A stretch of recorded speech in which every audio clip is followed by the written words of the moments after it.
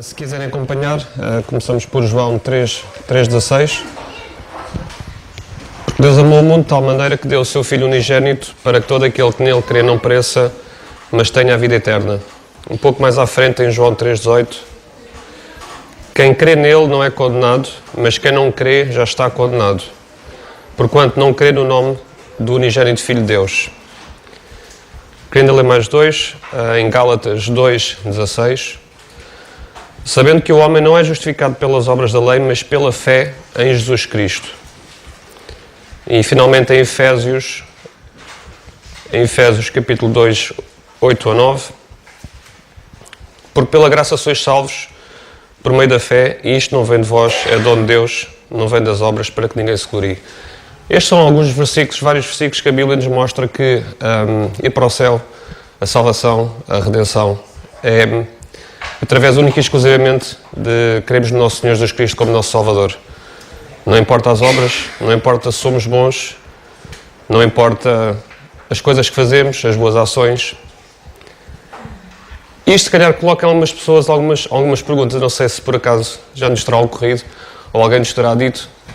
Então, mas se não importa nada do que fazemos, se as pessoas boas não vão para o céu porque não acreditam em Jesus Cristo como nosso Salvador, se calhar isso não é assim muito certo, se calhar não é muito lógico, se calhar Deus está a ser mau, está a ser injusto. Como é que Deus pode mandar pessoas injustas, como é que Deus pode mandar pessoas boas que fazem o bem para o inferno simplesmente porque não acreditam em Jesus Cristo? Eu hoje gostava só de partilhar um exemplo real que aconteceu comigo há uns anos atrás no trabalho e que talvez possa ajudar um bocadinho a ver que não é bem assim. Primeiro que tudo, Deus não manda ninguém para o inferno, a nós, seres humanos. Deus não manda ninguém para o inferno, Deus não manda ninguém para o céu. E já vamos ver.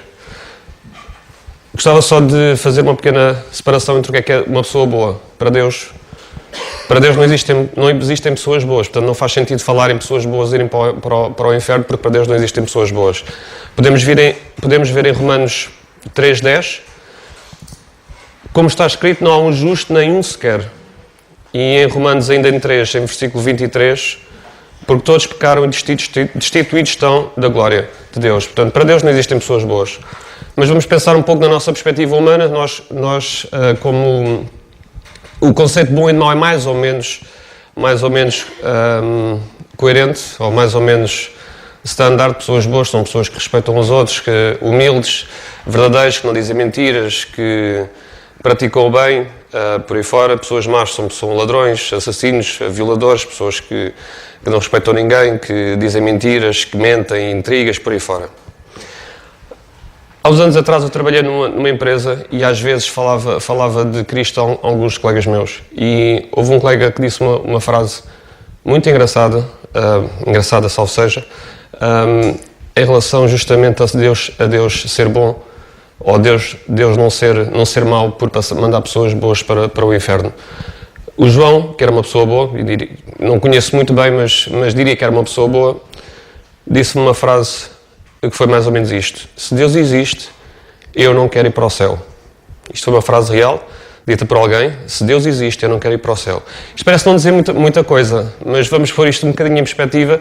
Quando o João morrer, como todos nós vamos morrer um dia, e o João morre, depara-se assim com uma entrada e vê de um lado inferno, vê do lado céu, e já agora a única coisa que existe é céu e inferno. Não existe purgatório, não existe reencarnação, não existe o karma. Não sei o que diz, é a Bíblia que diz.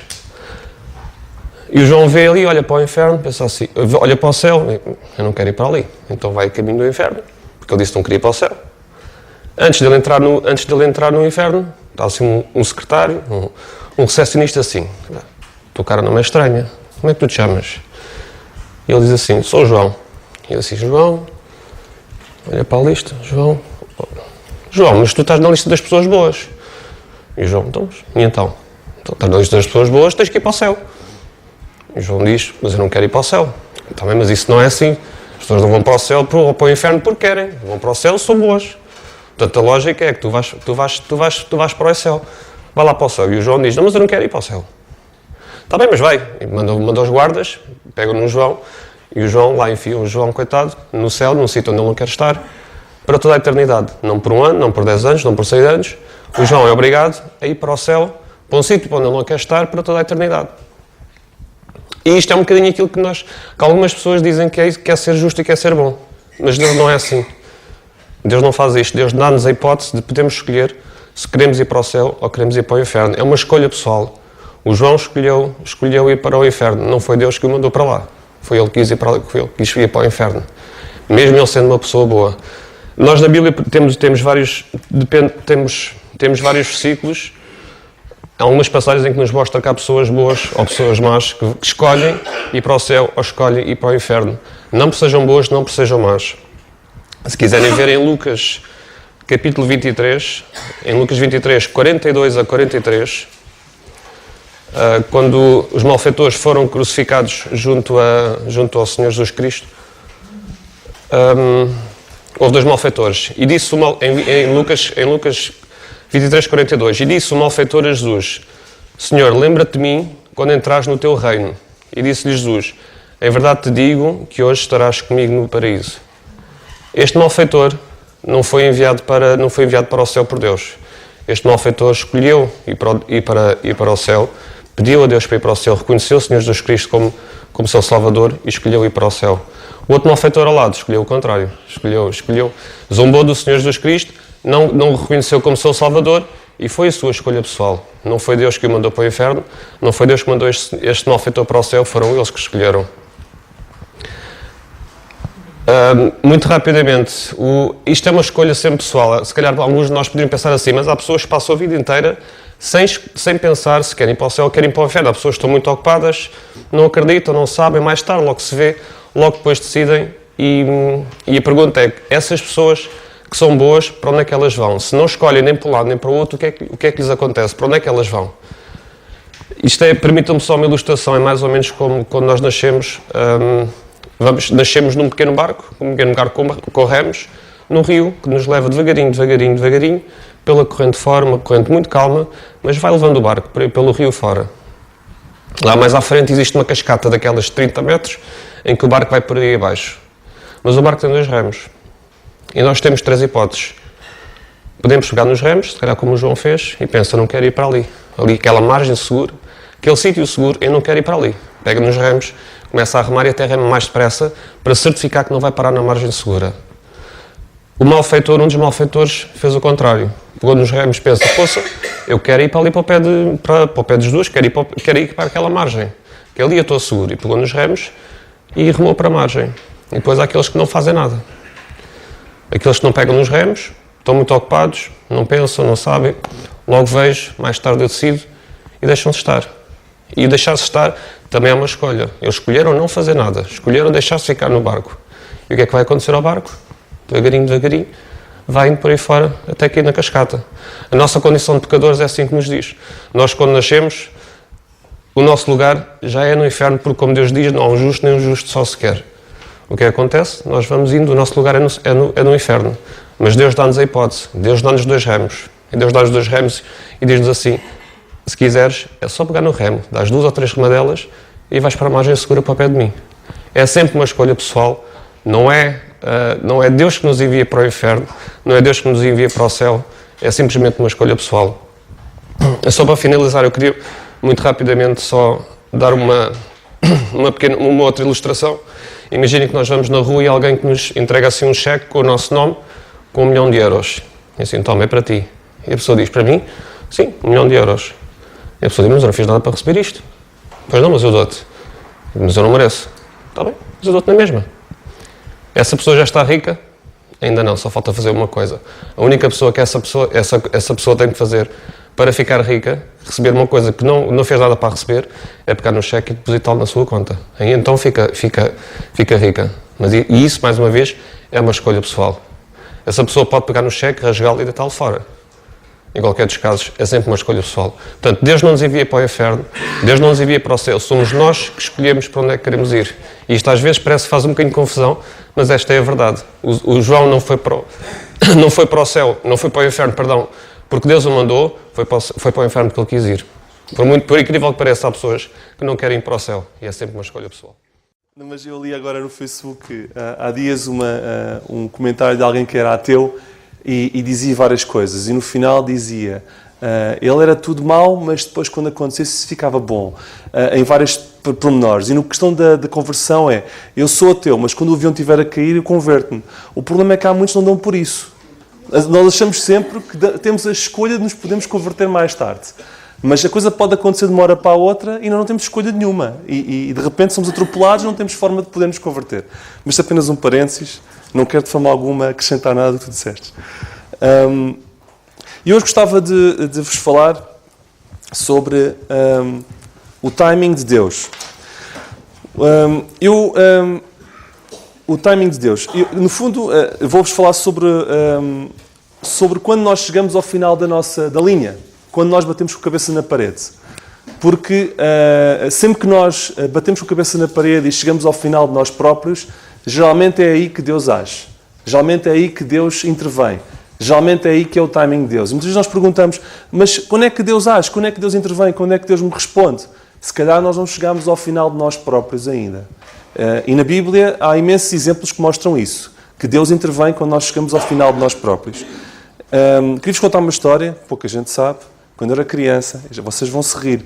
Eu, o Arthur e o filho da Mena, o Filémon. É Filémon, não era? Não, Samuel. Samuel. O Arthur é que lhe chamavam Filomeno. Mas era o Arthur era mauzinho. Então tanto é que eu lembrava do rapaz como sendo Filé, por causa do Filomeno. Ele não era Filomeno, ele era o Samuel. Era o Samuel, eu e o Arthur. Havia na igreja, na Amora, uma subida para uns prédios. E depois havia uma fonte, algures por ali. Não sei se da velha guarda vocês recordam-se daquela subida que dava para uns prédios lá em cima e depois havia uma pequena fonte. E houve um dia, eu, o Arthur e o Samuel, que começámos a pôr pedras no meio da fonte. A fazer as neiras. E de repente eu só vejo um indivíduo enorme, porque eu era pequeno, todas as pessoas com mais de 1,50 m eram enormes para mim. Eu não sei se ele de facto era muito grande ou não, mas parecia-me enorme. A gritar, seus malandros, não sei o quê. Eu desato a correr, e nós os três a correr por ali abaixo até à igreja, e nunca mais, na altura fiquei super assustado e preocupado que eles fossem à igreja fazer queixas. Estragava tudo, quer dizer, agora vão à igreja dizer que nós vamos mandar pedras para ali, para a fonte. Peço desculpa que eu vou tossir algumas vezes, que isto não está fácil. Eu contei essa história porquê? Nós temos sempre a tendência, quando fazemos disparates, de fugir. É ou não é verdade? E isto é uma coisa que não se ensina. Uma criança, o meu pequeno faz um disparate, ele começa logo a fugir. Se eu me zanco, eu foge ao pé da mãe. Se eu zanco, eu foge ao pé do pai. Ou seja, procurar guarida, proteção, porque sabe que fez disparate. E muitas vezes nós nos sentimos encurralados pela vida e queremos fugir. Nós chegamos ao final de nós próprios. E muitas vezes não temos para onde fugir. E muitas vezes nós ficamos mesmo sem hipótese. Por exemplo, imaginem sentirem problemas com os filhos que não conseguem solucionar. Ou problemas no casamento que não conseguem resolver. Ou problemas no emprego, ou falta dele, que não conseguem ultrapassar. Ou falta muito mês e temos pouco dinheiro. Ou levamos a enterrar alguém que amamos e não conseguimos imaginar a nossa vida sem essa pessoa. Ou quando o nosso coração se parte, quando os sonhos se desfazem. Isso é bater na parede. E muitas vezes gostávamos de ter uma forma, um sítio para poder correr, fugir. E não conseguimos ter. Batemos com a parede em frente e ficamos sem chão, sem teto. E vamos ler uma passagem na Bíblia em que vamos nos deparar com alguém que bateu na parede. Segundo o livro dos Reis, capítulo 4, versículos 1 a 7. Segundo livro dos Reis, capítulo 4, versículos 1 a 7.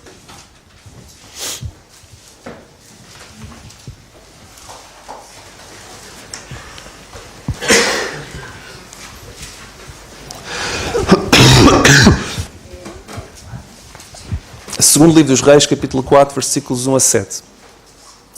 E uma mulher das mulheres dos filhos dos profetas clamou a Eliseu, dizendo: Meu marido, teu servo, morreu.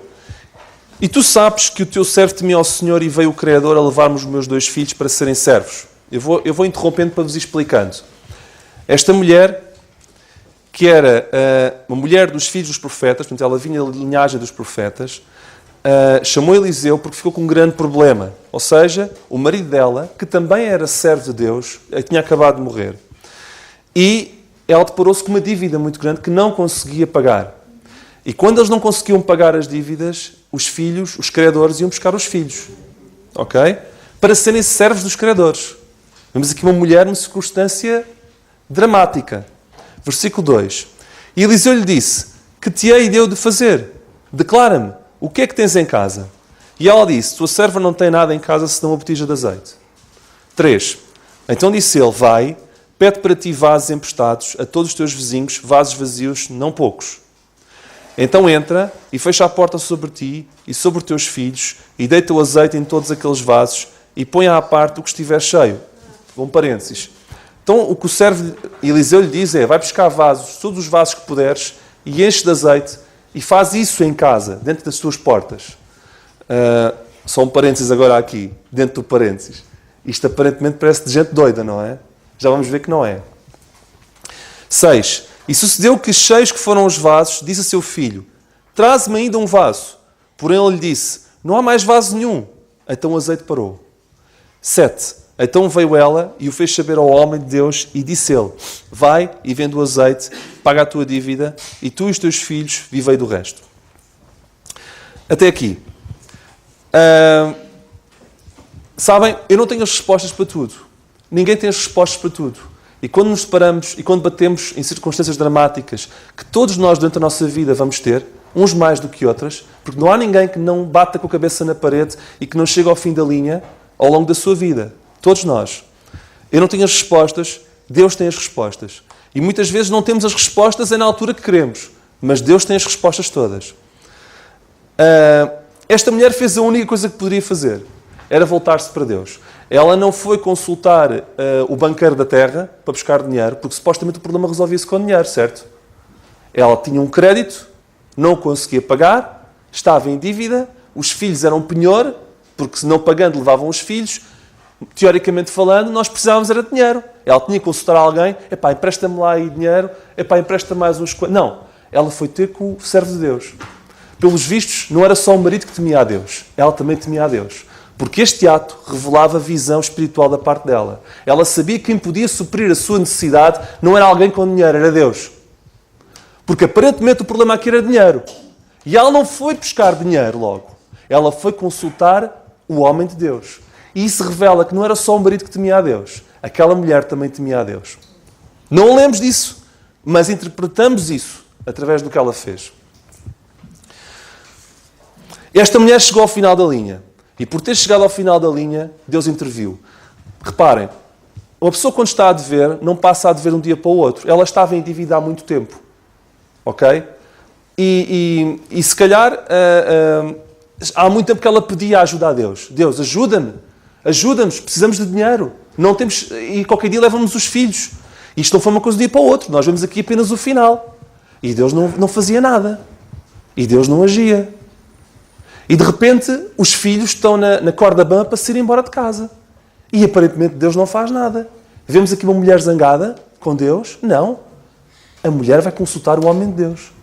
Ou seja, ela mesmo, no limite de perder os filhos, ainda assim, não se voltou contra Deus e foi ter com o homem de Deus para pedir ajuda. Nós, no lugar dela, se calhar nesta altura, depois de ter passado tanto tempo à espera de uma resposta, ok? Não. Tive tanto tempo à espera de uma resposta de Deus, agora de repente Deus corta-me as cordas todas. Eu vou ter com alguém que me resolva o problema, arranjar dinheiro. Não, ela foi ter com o homem de Deus. Isto para mim é fantástico.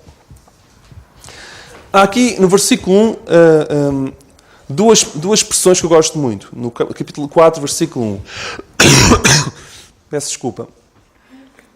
Que é a expressão: meu marido, teu servo, morreu.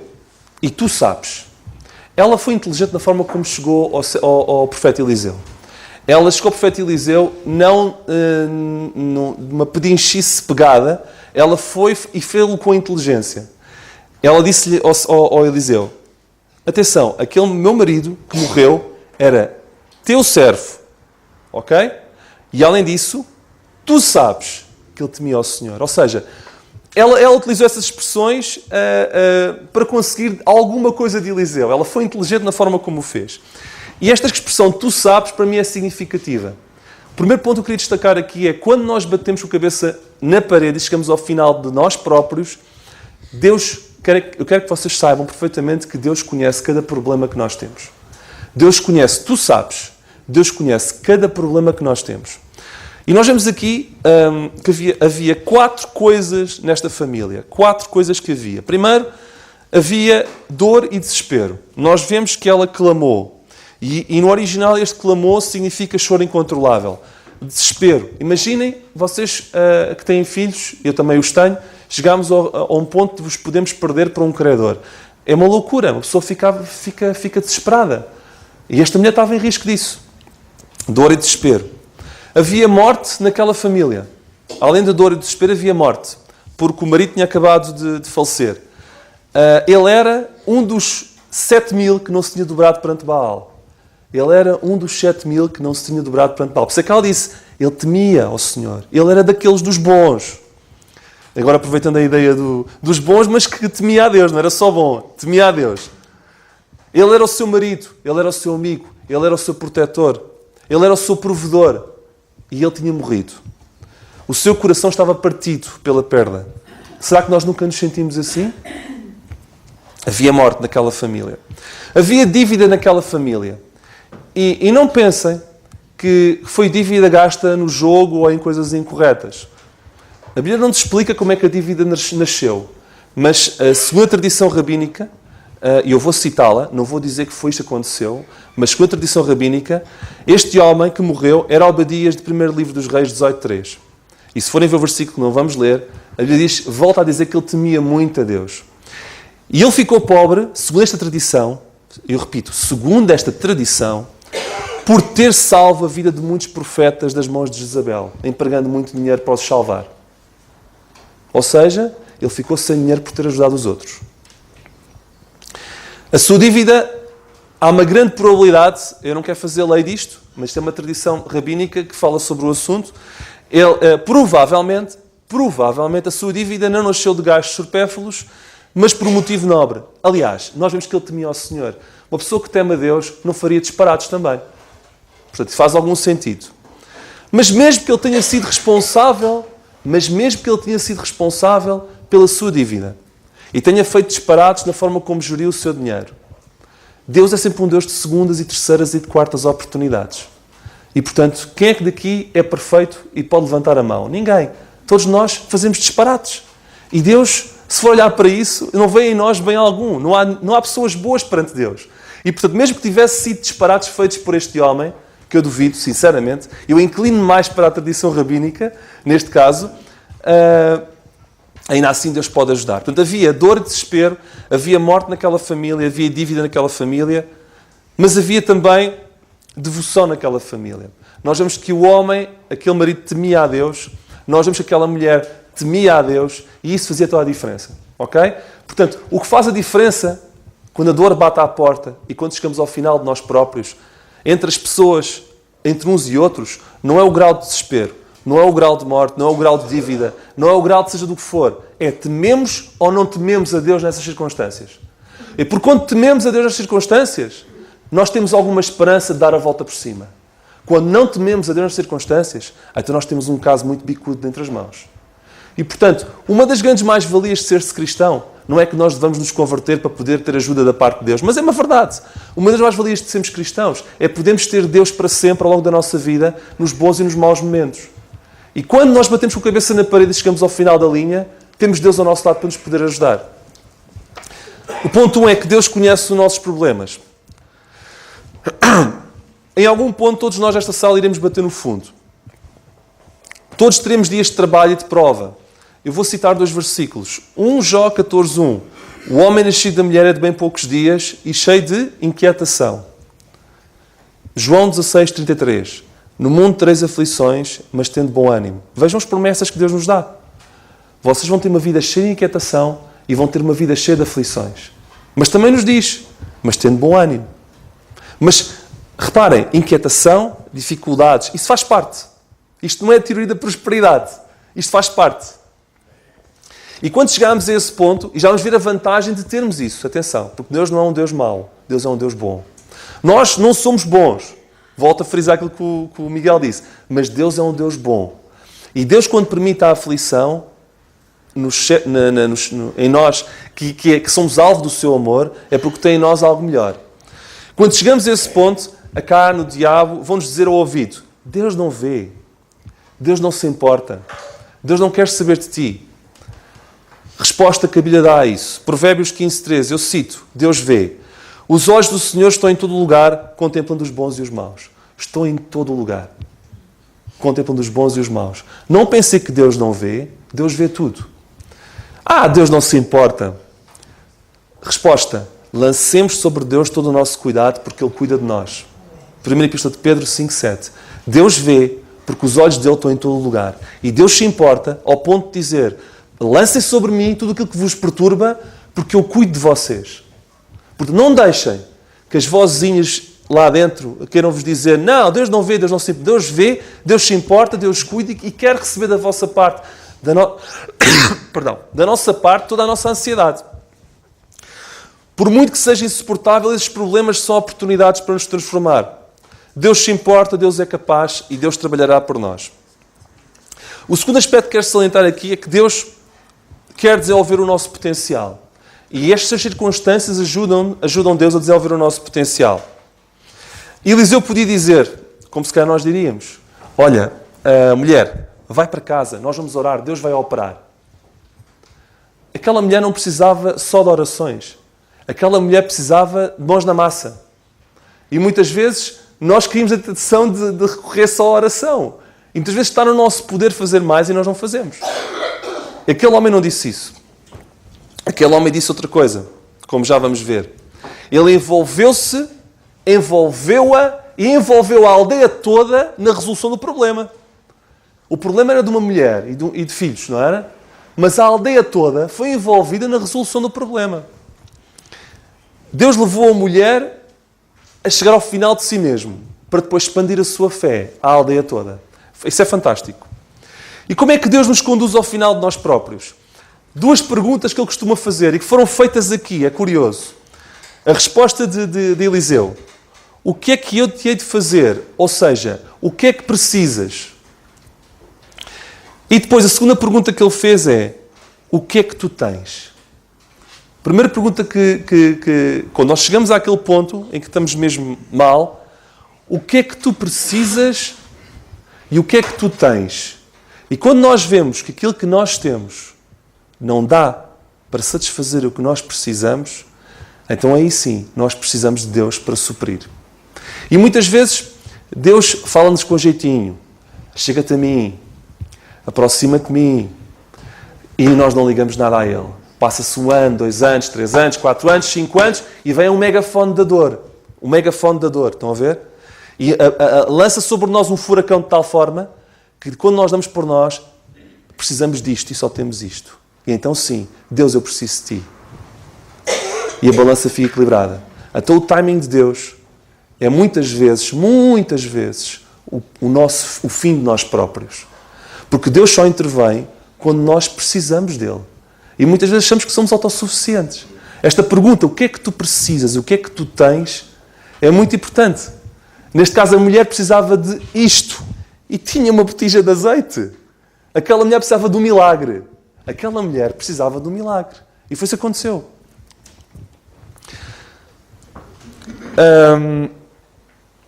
E como é que Deus... Portanto, nós vimos aqui que Deus conduziu aquela mulher ao final de si própria. E levou a reconhecer a sua incapacidade.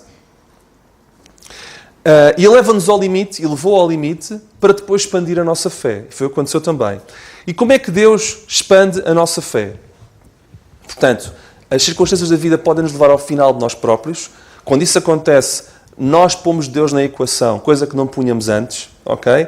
E quando pomos Deus na equação, a nossa fé é expandida, ok? E vamos ver isso.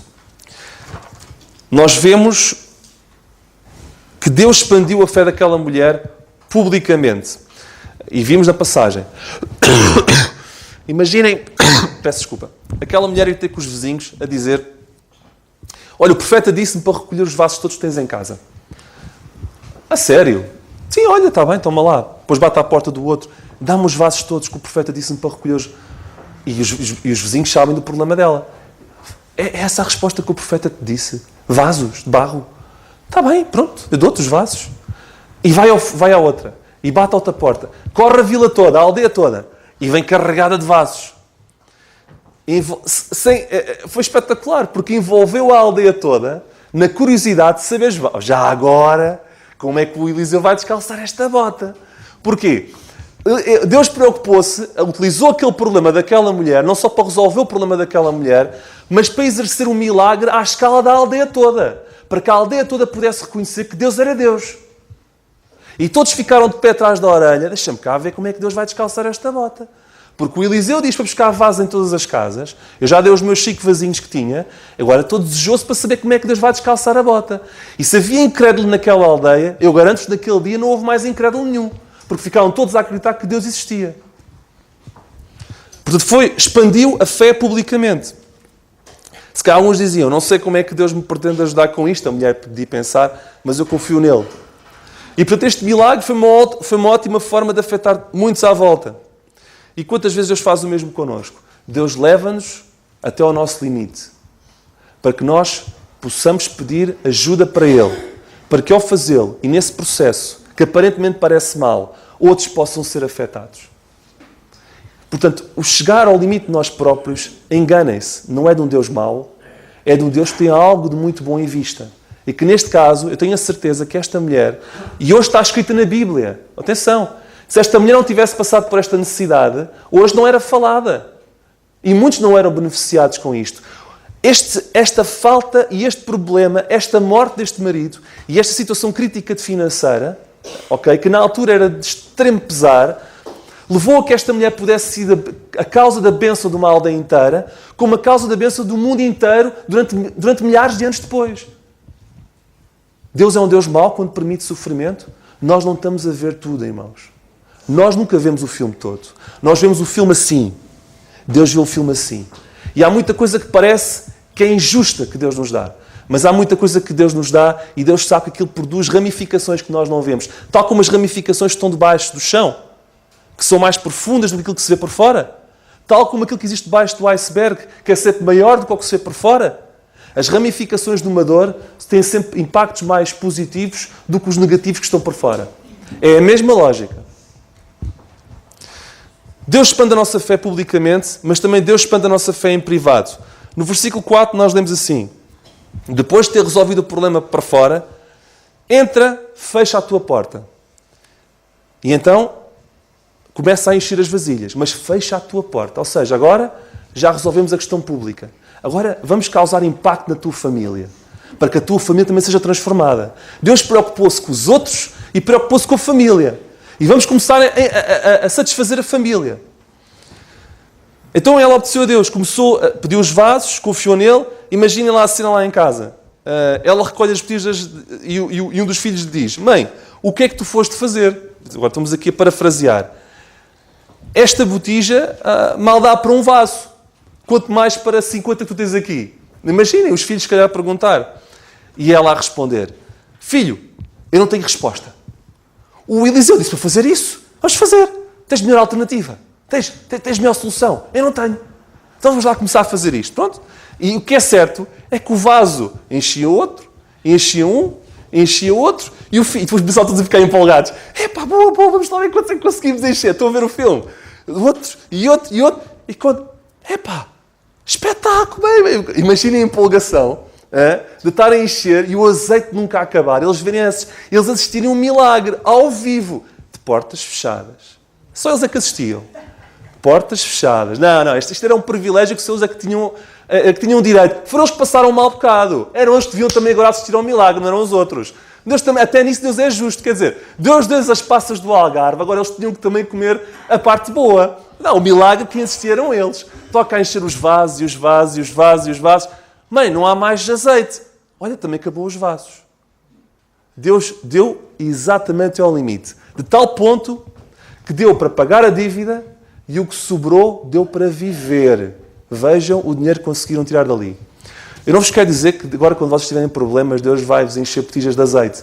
Ou que Deus vai responder desta forma. Vivíamos em tempos distintos em que Deus operava muito por milagres. Mas o Deus é o mesmo. E Deus pode fazer milagres de formas muito diferentes.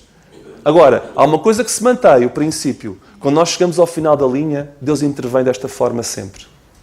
E chegar ao final da linha nem sempre é mau. Dói, mas nem sempre é mau. Nunca se esqueçam disto. Tantas vezes colocamos em zona de tantas vezes caímos em zonas de dependência de Deus e é aí que Deus atua. Daniel na cova dos leões. Lembram-se? Chegou ao final dele próprio. Estou em frente a um leão. Adeus. É o último fogo. Vou respirar o meu último respiro. Não mordeu. Fantástico. Estão a ver a mesma cena do azeite? Mas, será que Mesaque e Abednego? Aí pá, vai-se abrir a porta de fogo. Nós não negámos a Deus. Mas agora, pronto, vamos despedir todos nós. Foi bom estarmos juntos. Não estamos queimados. Os 5.000, os pães e peixes. Não havia. Situação de carência. Não há soluções. Não há nenhum modelo, nenhum continente aqui perto. Não. Está tudo longe. E agora? Vamos arranjar comida aonde? Só temos isto. Epá, mas está-se a espalhar. Os discípulos do Mar da Galileia, a mesma coisa.